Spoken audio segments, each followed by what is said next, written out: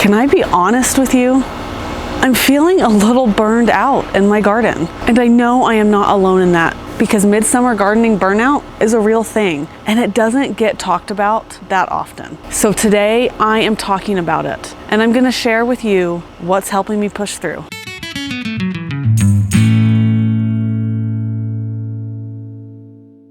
Welcome back to the Provident Gardener, the place where we believe anyone can grow their own food, preserve it, and enjoy it. I'm Amanda, and today's video is a little different. No teaching, no new projects. Today, I just want to have an honest conversation about something I think a lot of us may feel this time of year, but don't necessarily say out loud. Midsummer gardening burnout. Kind of a mouthful, but it's a real thing. And for me, it's a really real thing right now. We're going to talk about what it feels like, maybe why it happens, and I'm going to share with you how I'm choosing to stay positive and push through.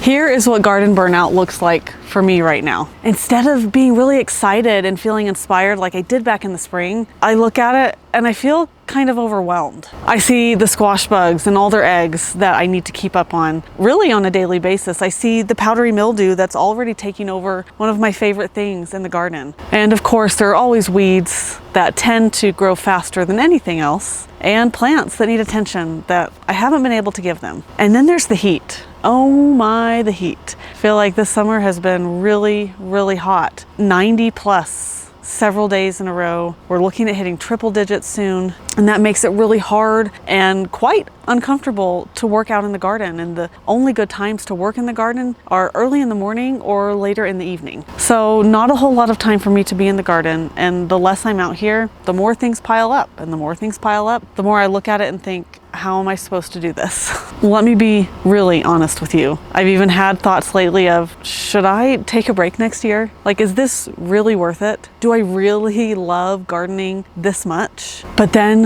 I take time to stop, take a deep breath, and kind of have a reality check. Because here's the truth. Even if I walked away from this garden right now and never came back out here this season, what I have already planted, what I'm already growing, will still continue to grow and produce food for my family. Now, yes, the squash bugs might take over some crops and kill them, and the powdery mildew might overtake everything eventually. Some pests and disease might get out of control, but stuff should still grow and food still should produce. I have lots of tomatoes on my plants. I have peppers coming in. I have blossoms on a lot of my plants. I looked this morning and yes, I do have zucchini. I have winter squash growing. I have some pumpkins starting. I have already done a lot of work and put a lot of hours into this year's garden. And some of that will pay off whether I feel motivated about it right now or not. And like I said, the problems I'm having in the garden, the pests, the powdery mildew, the disease, yeah, they might get out of control if I ignore the garden entirely. But these problems aren't the end of the world. Pests and disease are things that experienced gardeners deal with every year. Nothing is ever perfect all the time. It's just part of gardening, not a sign that I or you are failing. Burnout is pretty common, and I think it happens for a pretty specific reason. In the spring, everything is new and exciting. You're planting and dreaming, and your garden is just full of all these possibilities. But by the time, midsummer rolls around, some of the novelty has kind of worn off. And what you're left with is a lot of maintenance. It's still not full harvest season, but you still have to keep up with the maintenance in order to get that reward. The daily watering, the weeding, the pest management, the problem solving.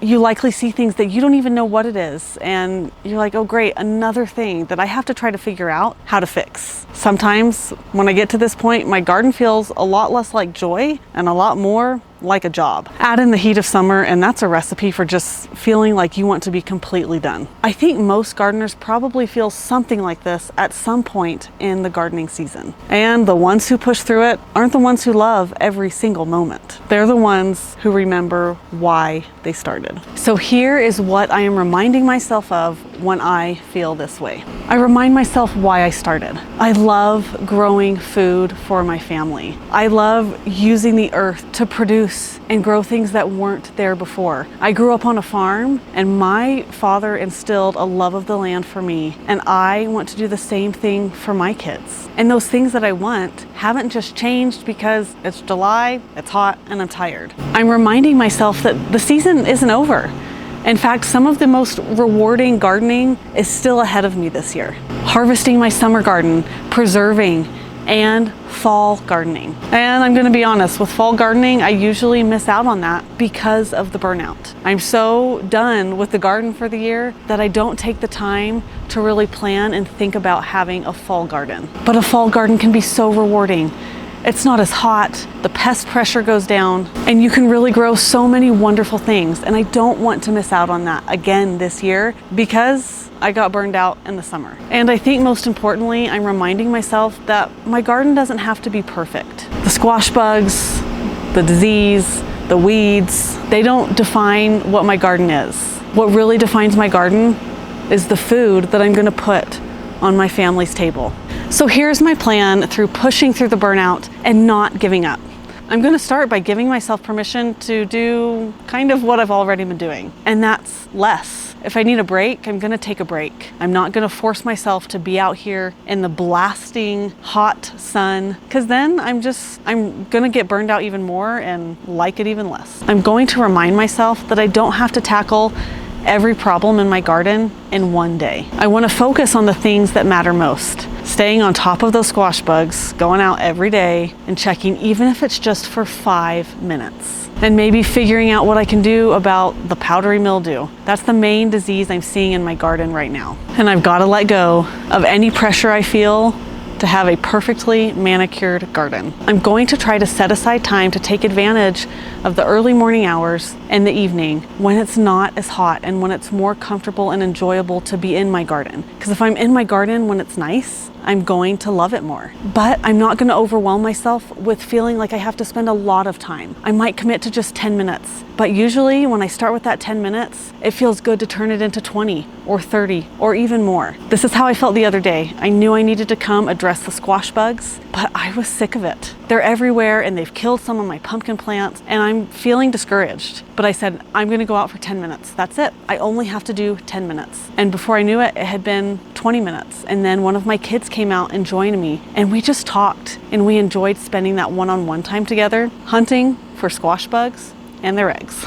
And I think I will pick just 1 or 2 things to be excited about for a fall garden and start planning and thinking about how I'm going to make those a reality in my garden this fall. And I think it's important to remember, if I have one bad gardening year, that doesn't make me a bad gardener. If you are feeling this way right now too, overwhelmed, burned out, and wondering if it's worth it, I just want you to know that you are not alone, and it doesn't mean you're a bad gardener. It just means you're a human being in the middle of a really hot summer. And you're doing something that's kind of hard, but also really worthwhile. Do not give up on your garden and do not give up on yourself. Please let me know what you have done to deal with your gardening burnout. Let's cheer each other on and help each other push through and finish strong on this gardening season. Thanks so much for joining me here on the Provident Gardener today in my very imperfect garden. And as always, don't be afraid to get a little dirt under your fingernails so you can turn that dirt into dinner.